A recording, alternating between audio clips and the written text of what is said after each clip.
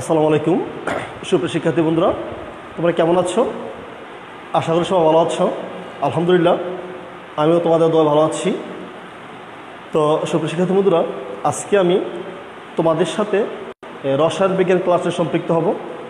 এর আগে তোমরা আমাকে একটু কমেন্টস করে জানাও আমার কথাগুলো ক্লিয়ার বোঝা যাচ্ছে কিনা, বোর্ড ক্লিয়ার দেখা যাচ্ছে কিনা। তারপর তুমি ক্লাসটা একটু শেয়ার বাটনে শেয়ার করে দাও, সবাইকে দেখার সুযোগ করে দাও। ওকে,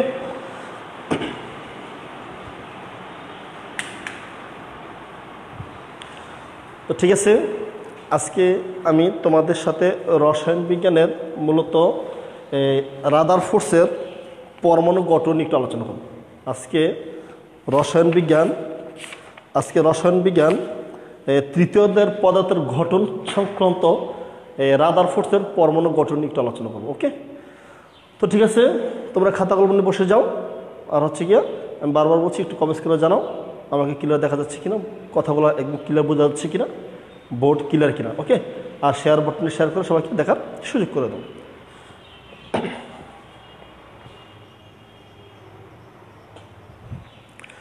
তো বন্ধুরা, আজকে আমি তোমাদের সাথে যে প্রশ্ন নিয়ে আলোচনা করবো সেটা হচ্ছে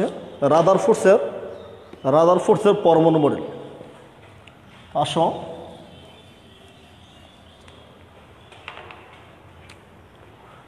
প্রশ্নটি লিখে নাও।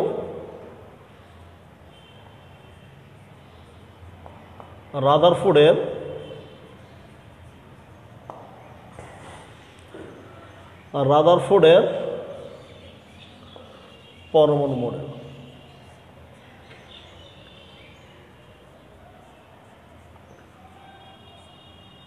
হ্যাঁ বন্ধুরা, তোমরা জানো বিজ্ঞানী রাদারফোর্ড 1911 খ্রিস্টাব্দে পরমাণু গঠন সম্পর্কে তার কিছু নিজস্ব মতামত উপস্থাপন করেছিল। বিজ্ঞানী রাদারফোর্ড 1911 খ্রিস্টাব্দে পরমাণু গঠন সম্পর্কে তার কিছু মতামত উপস্থাপন করেন, যাকে রাদারফোর্ডের পরমাণু মডেল নামে পরিচিত। আমি আবার বলছি, বিজ্ঞানী রাদারফোর্ড 1911 খ্রিস্টাব্দে পরমাণু গঠন সম্পর্কে তার কিছু নিজস্ব মতামত উপস্থাপন করেন, যাকে রাদারফোর্ডের পরমাণু মডেল নামে পরিচিত। তার এই মডেলে, বিজ্ঞানী রাদারফোর্ডের এই মডেলে কিছু স্বীকার্য রয়েছে, কিছু সীমাবদ্ধতা রয়েছে। আমরা আজকে তার দুটো অংশে আলোচনা করব। তো স্বীকার্যগুলোর মধ্যে আমি যদি বলতে চাই, স্বীকার্য হচ্ছে সে যে তথ্যগুলো দিয়েছিল, সে যে ধারণা দিয়েছিল পরমাণু গঠন সম্পর্কে, তার এই ধারণার সঠিক তথ্যগুলো হচ্ছে তোমার স্বীকার্য। এই তথ্যগুলোর মধ্যে কিছু ভুল প্রমাণিত হয়েছে, সেটাকে আমরা তার সীমাবদ্ধতা হিসাবেই আখ্যায়িত করেছি। ওকে, তো ঠিক আছে, আমরা রাদারফোর্ডের পরমাণু মডেলের একটু স্বীকার্য নিয়ে একটু আলোচনা করি। তো স্বীকার্যগুলো হচ্ছে, আসো নাম্বার 1, বিজ্ঞানী রাদারফোর্ড তার তথ্যে বলেছিল পরমাণুর কেন্দ্রে থাকে ধনাত্মক চার্জযুক্ত নিউক্লিয়াস। কি বলেছিল? যে পরমাণুর কেন্দ্রে থাকে ধনাত্মক চার্জযুক্ত নিউক্লিয়াস। তো ঠিক আছে, আমরা দেখে নিলাম, হ্যাঁ পরমাণুর কেন্দ্রে থাকে ধনাত্মক চার্জযুক্ত নিউক্লিয়াস। এখন এই নিউক্লিয়াসে কি অবস্থান করে? এই নিউক্লিয়াসে অবস্থান করে তোমার ইলেকট্রন এবং প্রোটন, নিউট্রন এবং প্রোটন। নিউট্রন আর থাকে কি? প্রোটন। ওকে, তো সে বিজ্ঞানী রাদারফোর্ড পরমাণু গঠন সম্পর্কে যখন তার কিছু নিজস্ব মতামত উপস্থাপন করেন, সে প্রথম বলেছিল পরমাণু কেন্দ্রে থাকে ধনাত্মক চার্জযুক্ত নিউক্লিয়াস। এই নিউক্লিয়াসে অবস্থান করে প্রোটন এবং নিউট্রন। আমরা এই তথ্যটা এই সঠিক হিসাবে প্রমাণিত হয়েছে। এবং তার বৃত্তাকার কক্ষপথে কতগুলা ঋণাত্মক চার্জযুক্ত ইলেকট্রন ঘূর্ণায়মান অবস্থায় থাকে। তাহলে সে কী বলেছিল? যে পরমাণুর কেন্দ্রে থাকে ধনাত্মক চার্জযুক্ত নিউক্লিয়াস। এই নিউক্লিয়াসে অবস্থান করে প্রোটন এবং নিউট্রন। এবং এখানে একটা কথা বলে রাখি, এই তোমার প্রোটন হচ্ছে ধনাত্মক চার্জ বিশিষ্ট কণিকা, আর নিউট্রন হচ্ছে চার্জবিহীন কণিকা। প্রোটন হচ্ছে ধনাত্মক চার্জ বিশিষ্ট কণিকা, আর হচ্ছে তোমার নিউট্রন হচ্ছে চার্জবিহীন কণিকা। তো সর্বোপরি এই নিউক্লিয়াসটা হচ্ছে ধনাত্মক চার্জ বিশিষ্ট কণিকা। তো এর বৃত্তাকার কক্ষপথে ঋণাত্মক চার্জযুক্ত ইলেকট্রনগুলো ঘূর্ণায়মান অবস্থায় থাকে। এখন সে এই হচ্ছে 1 নম্বর তথ্য। 2 নম্বর সে কী বলেছিল? 2 নম্বরে বলেছিল এই নিউক্লিয়াসটা তোমার নিউক্লিয়াস অত্যন্ত ক্ষুদ্র, নিউক্লিয়াসটা অত্যন্ত ক্ষুদ্র এবং ফাঁপা থাকে। তো পক্ষান্তর আরেকটা কথা বলেছিল যে নিউক্লিয়াস ক্ষুদ্র কিন্তু সমস্ত পরমাণুর বারটা কিন্তু সে নিউক্লিয়াসে বহন করে। তাহলে বিজ্ঞানী রাদারফোর্ড 2 নম্বর অপশন কি বলেছিল যে পরমাণু নিউক্লিয়াসটা আকারে একেবারে ক্ষুদ্র এবং এটা ভিতরে ফাঁপা। এই ক্ষুদ্র আকৃতির নিউক্লিয়াসটাই সমস্ত পরমাণুর বার একে বহন করে। বুঝতে পেরেছি 2 নম্বর? ওকে, তার মানে কী বললাম? প্রথম বলেছিল কি পরমাণুর কেন্দ্রে থাকে ধনাত্মক চার্জযুক্ত নিউক্লিয়াস, নিউক্লিয়াসে অবস্থান করে প্রোটন এবং নিউট্রন। প্রোটনটা হচ্ছে ধনাত্মক চার্জ বিশিষ্ট কণিকা আর নিউট্রন হচ্ছে চার্জ বিহীন কণিকা। ওকে, তা সর্বোপরি দাঁড়ালো কি নিউক্লিয়াস হচ্ছে ধনাত্মক চার্জ বিশিষ্ট কণিকা, তার বৃত্তাকার কক্ষপথে ঋণাত্মক চার্জযুক্ত কতগুলো ইলেকট্রন ঘূর্ণায়মান অবস্থায় থাকে। এই তত্ত্বটা সে বলেছিল। তো 2 নম্বর সে কী বলেছে? 2 নম্বর অপশন সে বলেছে নিউক্লিয়াসটা পরমাণুর কেন্দ্রে যে ধনাত্মক চার্জযুক্ত নিউক্লিয়াস থাকে, নিউক্লিয়াসটা আকারে একেবারে ক্ষুদ্র এবং তার ভিতরে ফাঁপা, কিন্তু এই ক্ষুদ্রাকৃতির নিউক্লিয়াসটাই সমস্ত পরমাণুর বার একাই সে বহন করে। বুঝতে পেরেছ? হ্যাঁ, তো আসো দেখি 3 নম্বর সে কী বলেছিল। বিজ্ঞান রাদারফোর্ড, তুমি দেখো আমি যদি এই পরমাণুর মডেলটা সেরকম, এটা হচ্ছে তোমার পরমাণু মডেল যাকে কেন্দ্র করে ইলেকট্রনগুলো ঘুরে। ওকে, পক্ষান্তর কিন্তু সূর্য, সূর্য এই সূর্যকে কেন্দ্র করে অনেক গ্রহ উপগ্রহ ঘূর্ণায়মান থাকে, বুধ, বৃহস্পতি, তারপর কি তোমার নেপচুন, অর্থাৎ অনেকগুলো গ্রহ উপগ্রহ কি এই সূর্যকে কেন্দ্র করে ঘুরে। বন্ধুরা তোমরা একটা জিনিস লক্ষ্য করো, বিজ্ঞান রাদারফোর্ড পরমাণু গঠনকে বর্ণনা করতে গিয়ে পরমাণু কেন্দ্র থেকে ধনাত্মক চার্জ নিউক্লিয়াস, ঠিক সৌরমণ্ডলের কেন্দ্র থেকে সূর্য, নিউক্লিয়াস কেন্দ্রগুলো তার ইলেকট্রনগুলো ঘূর্ণায়মান অবস্থা থাকে, ঠিক সূর্যকে কেন্দ্র করে বুধ, বৃহস্পতি, মঙ্গল এগুলো ঘূর্ণায়মান অবস্থা থাকে, অনেকটা সেম। এই কারণে বিজ্ঞানী রাদারফোর্ড পরমাণুর এই গঠনকে সৌরমণ্ডলের সাথে তুলনা করেছিল। আমি কি বুঝতে পারলাম? তাহলে আমি যদি এই হচ্ছে তোমার পরমাণুর স্বীকার্য, অর্থাৎ যে তথ্যগুলো সে দিয়েছিল তার স্বীকার্যের মধ্যে পড়বে। তো 1 নম্বর হচ্ছিল পরমাণুর কেন্দ্রে থাকে ধনাত্মক চার্জযুক্ত নিউক্লিয়াস, নিউক্লিয়াস অবস্থান করে প্রোটন এবং নিউট্রন। প্রোটনটা হচ্ছে ধনাত্মক চার্জ বিশিষ্ট কণিকা, নিউট্রন হচ্ছে চার্জ বিহীন কণিকা, সর্বোপরি নিউক্লিয়াস হচ্ছে ধনাত্মক চার্জ বিশিষ্ট কণিকা। তার চারপাশে বৃত্তাকার কক্ষপথে কতগুলো ঋণাত্মক চার্জযুক্ত ইলেকট্রন ঘূর্ণায়মান অবস্থা থাকে। 2 নম্বর সে কী বলেছিল? 2 নম্বর বলেছিল যে পরমাণুর কেন্দ্রে যে ধনাত্মক চার্জযুক্ত নিউক্লিয়াস অবস্থান করে, এই নিউক্লিয়াসটা আকারে একেবারে ক্ষুদ্র, কিন্তু সমস্ত পরমাণু বাসা একাই বহন করে এবং এটার ভিতরে কী ছিল? ফাঁপা ছিল।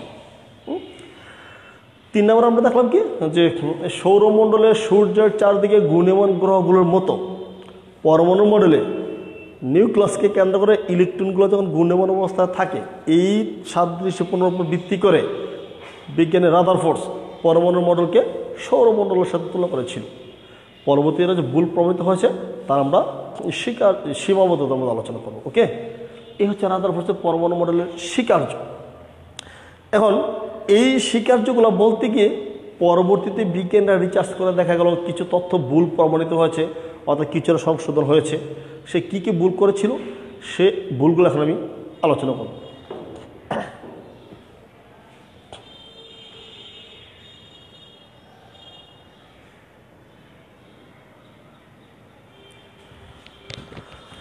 তো আসো এখন আমি বিজ্ঞানের রাদারফোর্ড পরমাণু গঠন সম্পর্কে যে তথ্য দিয়েছিল, এই তথ্যগুলো যে সংশোধিত হয়েছে তার কিছু ভুল প্রমাণিত হয়েছে, কিছু অপূর্ণ ছিল, সেই অংশগুলো নিয়ে একটু আলোচনা করব। তো 1 নম্বর সে বলছিল কি, 1 নম্বর ছিল পরমাণু ইলেকট্রনগুলো কোন কক্ষপথে ঘুরবে ও কক্ষপথগুলো আকার আকৃতি কেমন হবে। তুমি দেখো আমরা কিন্তু এভাবেও ইলেকট্রনগুলো ঘুরাতে পারি। তুমি দেখো নিউক্লিয়াস ইলেকট্রনগুলো এই ত্রিভুজাকৃতিও ঘুরতে পারে, তাই না? কেন্দ্রে থাকবে নিউক্লিয়াস এবং চতুর্ভুজাকারও ঘুরতে পারে, হ্যাঁ, তারপরে বৃত্তাকার কক্ষপথে ঘুরতে পারে। অর্থাৎ ইলেকট্রনগুলো যে বৃত্তাকার কক্ষপথে ঘুরবে, ইলেকট্রনগুলো যে কক্ষপথগুলো ঘুরবে, কক্ষপথগুলোর আকার আকৃতি কেমন হবে এই সম্পর্কে সুস্পষ্ট কোনো ধারণা বিজ্ঞানের রাদারফোর্ড দিয়ে যেতে পারেনি। এটা ছিল তার একটা ব্যর্থতা, এটা ছিল তার একটা ভুল। আমি আবার বলছি, পরমাণু কক্ষপথগুলোর আকার আকৃতি সম্বন্ধে কোনো সুস্পষ্ট ধারণা বিজ্ঞানের রাদারফোর্ড দিয়ে যেতে পারেনি। ওকে, এরপর আসো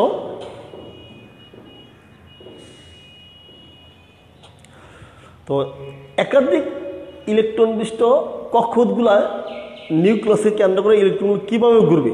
মানে একটা কক্ষপথে একাধিক ইলেকট্রন রয়েছে, একটা কক্ষপথে একাধিক ইলেকট্রন রয়েছে, এই একাধিক ইলেকট্রনগুলো নিউক্লিয়াসকে কেন্দ্র করে কীভাবে ঘূর্ণায়মান অবস্থা থাকবে এই সম্পর্কে সুস্পষ্ট কোনো ধারণা বা মতামত সে দিয়ে যেতে পারেনি। এটা হচ্ছে তার আরেকটা ভুল। তারপর কি দেখো তুমি, সে আরেকটা ভুল কি হয়েছিল, আরেকটা ভুল হচ্ছে তোমার রাদারফোর্ড বলেছিল সৌরমণ্ডলের সূর্যের চারদিকে ঘূর্ণিয়মান গ্রহগুলোর মতো পরমাণু মডেলে নিউক্লিয়াসকে কেন্দ্র করে ইলেকট্রনগুলো কি ঘূর্ণিয়মান অবস্থা থাকে। এটা বাহ্যিক দৃষ্টিকোণ থেকে যদিও সামঞ্জস্য, কিন্তু অভ্যন্তরীণ দিক থেকে যখন আলোচনা করবা এটার সাথে কখনো গ্রহণযোগ্যতা পায়নি। কেন? তুমি দেখো, নিউক্লিয়াসকে কেন্দ্র করে যে ইলেকট্রনগুলো ঘুরে, নিউক্লিয়াসটা হচ্ছে ধনাত্মক চার্জ বিশিষ্ট কণিকা, আর ইলেকট্রনগুলো হচ্ছে কি ঋণাত্মক চার্জ বিশিষ্ট কণিকা। তাহলে আমরা জানি ধনাত্মক চার্জ বিশিষ্ট কণিকা ঋণাত্মক চার্জ বিশিষ্ট কণিকা পরস্পর আকর্ষণ করে, আকর্ষণ বিকর্ষণ প্রবল বিদ্যমান। কিন্তু এক্ষেত্রে কিন্তু সৌরমণ্ডলের সূর্যের চারদিকে সূর্যকে কেন্দ্র করে যে গ্রহগুলো ঘুরছে এরা আকর্ষণ বিমুখ, তাদের এদের মধ্যে কোনো আকর্ষণ নেই। সেক্ষেত্রে আমরা বলতে পারি কি যে পরমাণুর এই মডেলকে সৌরমণ্ডলের সাথে তুলনা করা কখনো কি যুক্ত হয়নি। তোমাকে আলাদা একটা প্রশ্ন করতে পারে যে পরমাণু মডেলকে সৌরমণ্ডলের সাথে তুলনা করা যুক্তিযুক্ত নয়, ব্যাখ্যা করো। প্রশ্ন ঠিক এই বসতে পারে যে পরমাণু মডেলকে সৌরমণ্ডলের সাথে তুলনা করা যুক্তিযুক্ত নয়, ব্যাখ্যা করো। তুমি সেম এই কথা বলবা যে বিজ্ঞানের রাদারফোর্ড নিউক্লিয়াসকে কেন্দ্র করে ইলেকট্রনগুলো যখন ঘূর্ণায়মান অবস্থা থাকে এই তথ্যগুলো বলবা যে সে বলেছিল যে সূর্যের চারদিকে ঘূর্ণায়মান গ্রহগুলোর মতো নিউক্লিয়াসকে কেন্দ্র করে ইলেকট্রনগুলো ঘুরে। এই কারণে বিজ্ঞান রাদারফোর্ড পরমাণু মডেলকে সৌরমণ্ডলের সাথে তুলনা করেছিল। কিন্তু পরমাণু মডেলে ধনাত্মক চার্জযুক্ত নিউক্লিয়াস ঋণাত্মক চার্জযুক্ত ইলেকট্রনের প্রতি আকর্ষণ বিকর্ষণ বিদ্যমান, কিন্তু সৌরমণ্ডলে সূর্যের চারদিকে ঘূর্ণায়মান গ্রহগুলোর মধ্যে আকর্ষণ বিকর্ষণ বিমুখ। এই কারণে এই সাদৃশ্যপূর্ণতা থেকে আমরা বলতে পারি কি যেহেতু এর মধ্যে কোনো সাদৃশ্যতা নেই, এই কারণে পরমাণু মডেলকে রাদারফোর্ডের সাথে তুলনা করা ঠিক, সৌরমণ্ডলের সাথে তুলনা করা ঠিক হয়নি।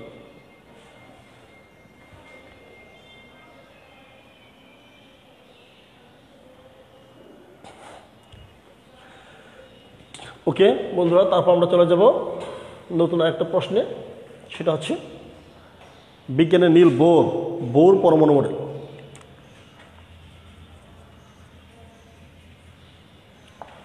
বোর পরমাণু মডেল, হ্যাঁ, বিজ্ঞানের নীল বোর পরমাণু গঠন সম্পর্কে তারও কিছু নিজস্ব মতামত উপস্থাপন করেছিল। তোমরা জানো 1913 খ্রিস্টাব্দে বিজ্ঞানী নীল বোর পরমাণু গঠন সম্পর্কে তার কিছু নিজস্ব মতামত উপস্থাপন করেন। 1913 খ্রিস্টাব্দে বিজ্ঞানী নীল বোর পরমাণু গঠন সম্পর্কে তার কিছু নিজস্ব মতামত উপস্থাপন করেন, যাকে নীল বোরের পরমাণু মডেল নামে পরিচিত। ওকে, তোমার প্রশ্ন করতে নীল বোরের তথ্য বলতে কী বুঝো? তোমাকে প্রশ্ন করতে পারে নীল বোরের পরমাণু তথ্য বলতে কী বুঝো? তুমি বলবাম বিজ্ঞানী নীল বোর পরমাণু গঠন সম্পর্কে 1913 খ্রিস্টাব্দে তার কিছু নিজস্ব মতামত উপস্থাপন করেন, যাকে পরমাণু তথ্য নামে নীল বোরের পরমাণু তথ্য নামে পরিচিত। সেম তার স্বীকার্যগুলো আমরা এখন দেখে নিব। বোর কি বলেছিল লক্ষ্য করো। বোর বলেছিল নিউক্লিয়াসকে কেন্দ্র করে ইলেকট্রনগুলো ঘূর্ণায়মান অবস্থা থাকে। পরমাণু কেন্দ্র থেকে ধনাত্মক চার্জযুক্ত নিউক্লিয়াস, এই নিউক্লিয়াসকে কেন্দ্র করে ইলেকট্রনগুলো ঘূর্ণায়মান অবস্থা থাকে। ইলেকট্রনগুলো তোমার যেই কক্ষপথে ঘূর্ণায়মান অবস্থা থাকে এই কক্ষপথগুলোকে অরবিট বা শক্তি স্তর বলা হয়। কক্ষপথগুলোকে অরবিট বা শক্তি স্তর বলা হয়। আমি আবার বলছি, পরমাণু কেন্দ্র থেকে ধনাত্মক চার্জযুক্ত নিউক্লিয়াস নিউক্লিয়াসকে কেন্দ্র করে ঋণাত্মক চার্জযুক্ত ইলেকট্রনগুলো ঘূর্ণায়মান অবস্থা থাকে। ইলেকট্রনগুলো যে বৃত্তাকার কক্ষপথে ঘূর্ণায়মান অবস্থা থাকে এই কক্ষপথগুলোকে অরবিট বা শক্তিস্তর বলা হয়। এই অরবিট বা শক্তিস্তরগুলোকে তোমার এন এর মান অনুসারে কে, এল, এম, এন সেলে বিভক্ত করা হয়েছে। কে, এল, এম, এন সেল। ওকে, তাহলে আমরা এখন দেখে নিব যখন এন এর মান 1 হবে, এন এর মান যখন 1 হবে তখন শক্তি স্তর হবে তোমার কি? শক্তি স্তর হবে কে। এন এর মান যখন 2 হবে তখন শক্তি স্তর হবে এল। এন ইকুয়াল যখন 3 হবে শক্তি স্তর হবে তোমার এম। এন ইকুয়াল যখন 4 হবে তখন শক্তি স্তর হবে এন।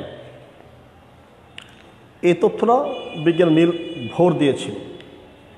বিজ্ঞানী নীল বোরসের পরমাণু গঠন সম্পর্কে যে প্রথম তথ্যটা দিয়েছিল সেটা হচ্ছে তোমার যে পরমাণু কেন্দ্রে থাকে ধনাত্মক চার্জযুক্ত নিউক্লিয়াস, এই নিউক্লিয়াসকে কেন্দ্র করে ঋণাত্মক চার্জযুক্ত ইলেকট্রন তার বৃত্তাকার কক্ষপথে ঘূর্ণায়মান অবস্থা থাকে। যেই বৃত্তাকার কক্ষপথে ইলেকট্রনগুলো ঘূর্ণায়মান অবস্থা থাকে ওই কক্ষপথগুলোকে অরবিট বা শক্তিস্তর বলা হয়। এই শক্তিস্তরগুলোকে এন এর মান অনুসারে কে, এল, এম, এন সেলে অভিহিত করা হয়েছে। তোমরা বোর্ডে স্ক্রিনে দেখতে পাচ্ছ যে এন এর মান যখন 1 হবে তখন শক্তিস্তর হবে কে, এন এর মান যখন 2 হবে শক্তিস্তর হবে এল, এন এর মান যখন 3 হবে শক্তিস্তর এম, এন এর মান যখন 4 হবে তখন শক্তিস্তর হবে এন। ওকে,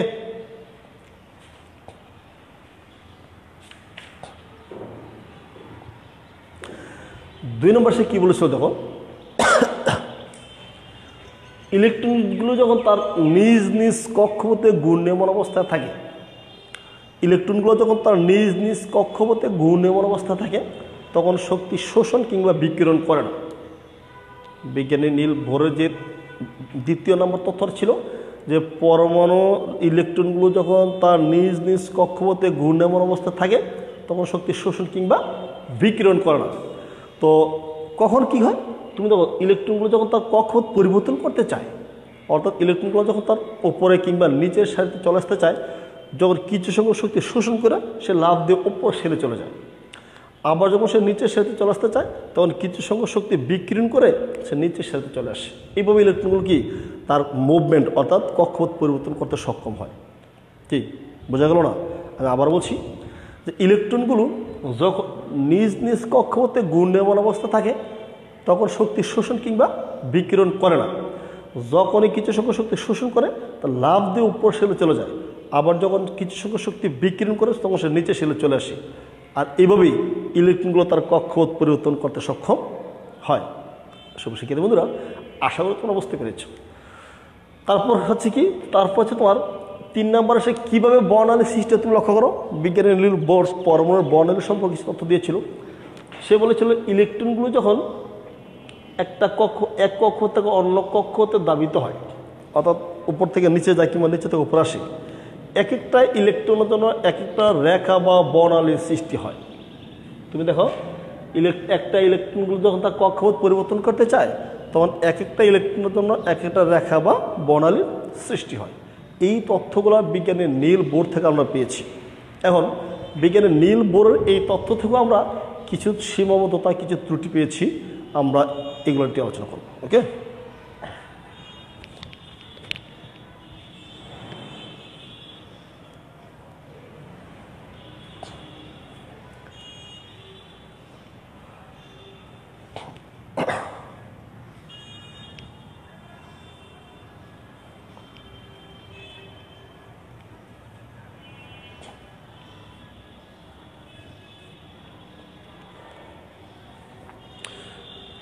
বন্ধুগণ, এখন আমরা বিজ্ঞানী নীল বোরের কিছু সীমাবদ্ধতা নিয়ে আলোচনা করি। হ্যাঁ চলো, সে কি বলেছিল আমরা একটু দেখে নিই।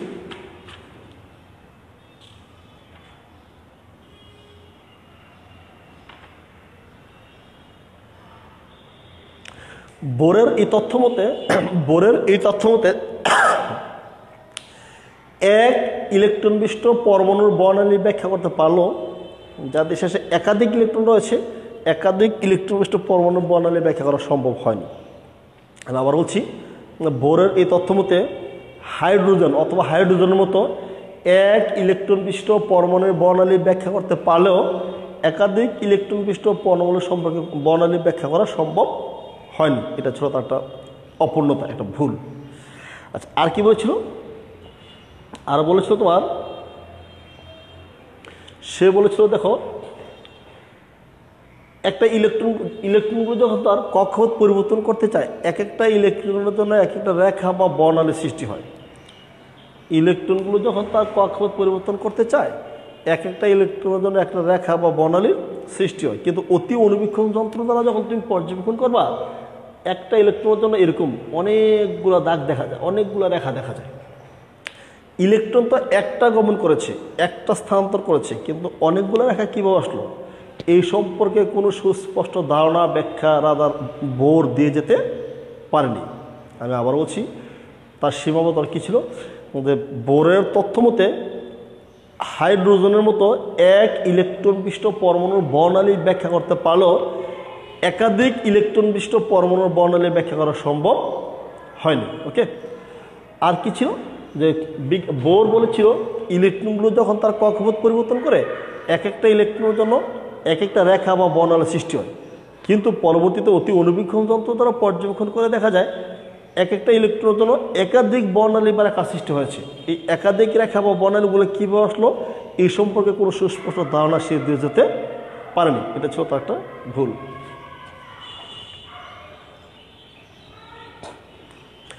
বিজ্ঞানী নীল বোরস সে বলেছিল ইলেকট্রনগুলো বৃত্তাকার কক্ষপথে ঘুরে, কিন্তু পরবর্তীতে দেখা গেছে কি ইলেকট্রনগুলো উপবৃত্তাকার কক্ষপথে কি ঘূর্ণায়মান অবস্থা থাকে, কিন্তু এই সম্পর্কে সে কি কোনো সুস্পষ্ট ব্যাখ্যা বা মতামত দিয়ে যেতে পারেনি। এই ছিল তার ভুল অথবা তার সীমাবদ্ধতা। সুপ্রিয় শিক্ষার্থী বন্ধুরা, আশা করি আজকে বিজ্ঞানী নীল বোরস এবং রাদারফোর্ডের